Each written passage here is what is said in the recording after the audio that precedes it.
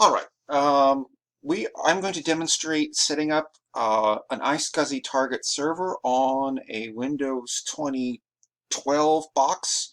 I may do the same thing here in a while on my Windows Server 2019 system as well. I think that one is already set up for NFS.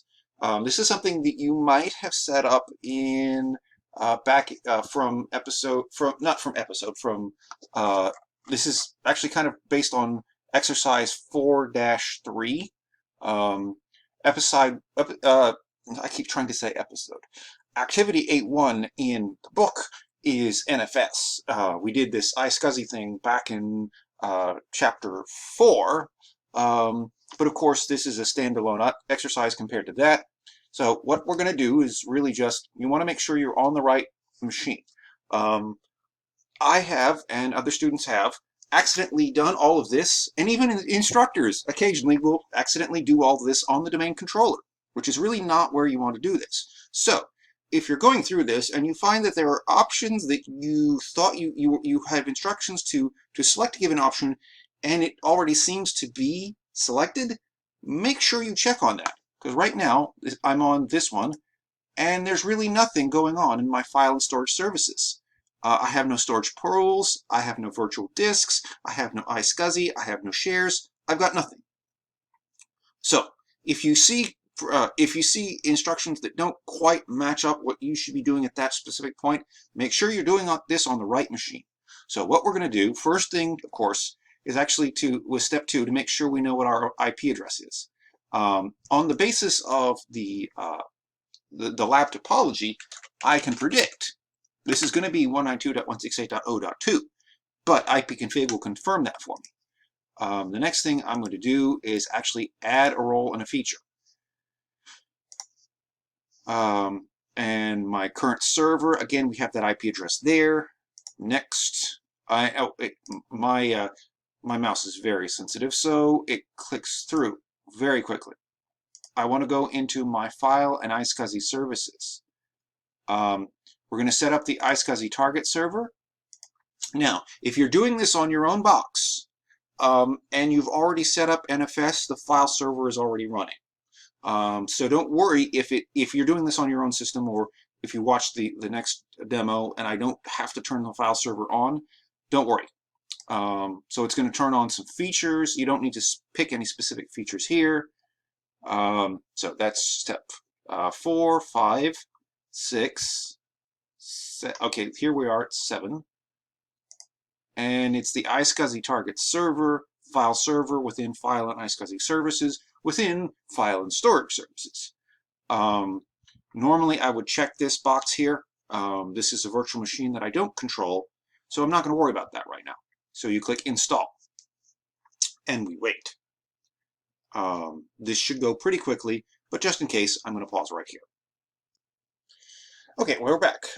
So now close. So that takes up to, okay, we didn't actually need to select 4.5. Now, different versions will show you different things. The book talks about version 4.6, because I think it's intended to work with version Windows 2016, Server 2016. When I do this on my own system here in a little while, it will probably show me .NET Framework 4.7. So don't get hung up on the precise point release version of the .NET Framework you need. There's really, if it will turn on what it needs. So there's that. In this particular case, I didn't have to turn that on because it was already there. But let's just go double check that right quick. Add roles and features. Next, I'm going to go to feature type. Boom. Okay, the .NET Framework. We don't need ASP.NET. We have the .NET Framework installed. .NET 3.5 is also installed. So we're good on that. Okay, so that's step 9, step 10. We can close the server manager. I am not going to do that. I prefer to keep the server manager ready to go. The next thing we need to do, okay, actually strike that. Sorry, wrong button. What we actually need to go to is file and storage services. We need iSCSi. So what we're going to do is create To create an iSCSi virtual disk, we're going to click the new iSCSi virtual disk wizard. This will create the iSCSi target that we need, that our initiator, our iSCSi host, and specifically the VM kernel components of the iSCSi host. This will create that. So it's going to be, we're going to do custom path, and it's basically going to create this file, C:, colon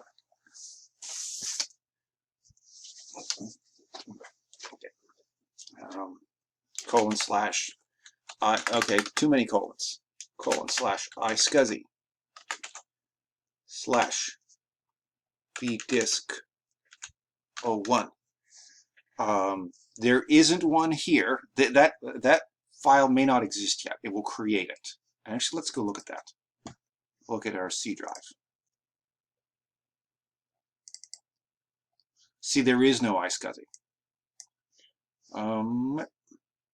Shrink that.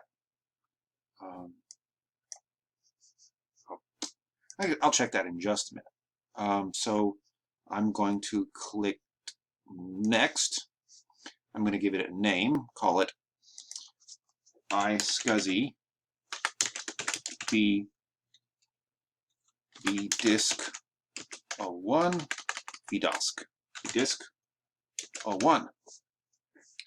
Next, I have to give it a size. I'm going to give it 10 gigs. I'm going to make it a dynamic disk, which is to say a thin provision disk. And click next. And we're going to create a new iSCSi target. And we're going to click next. And we're going to call it iSCSi file cluster. Next. And what we're going to do now is add some initiators. And oh, by the way, the file we just named will not come into existence until, except it's right there. So it's right there, vdisk 1. There's nothing there yet. But we just naming the destination generated that new section of the file system. So we're going to add a couple of access servers. Okay. Let's see. Add. We're going to select a method. We're going to, this is going to tell us, it's going to tell it how to expect to hear from the iSCSi initiator. It's basically, we're essentially creating an access list, a whitelist for the iSCSi initiator. So we're going to do enter a value. Select IP address. I believe that was what I was doing wrong before. I was leaving it on IQN, and that wasn't appropriate. 168.0.2. Okay. Add. Change it. Okay, enter type. IP address. Notice you could also give it a DNS name or a MAC address. 3. Okay. IQN is something different. Okay, I would add a 3. Actually, hold on. Remove that one. .2 is me, so... Ooh, I did it twice. That's not helpful.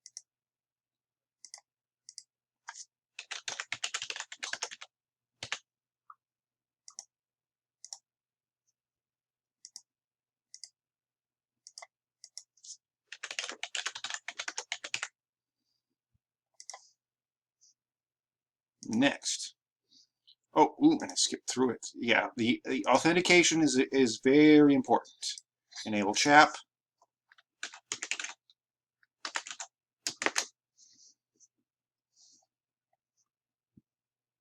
iSCSi A.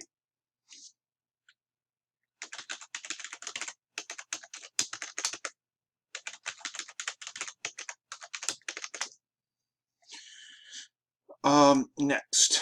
Okay, so I've got it iSCSi A, and I've got a password. and create.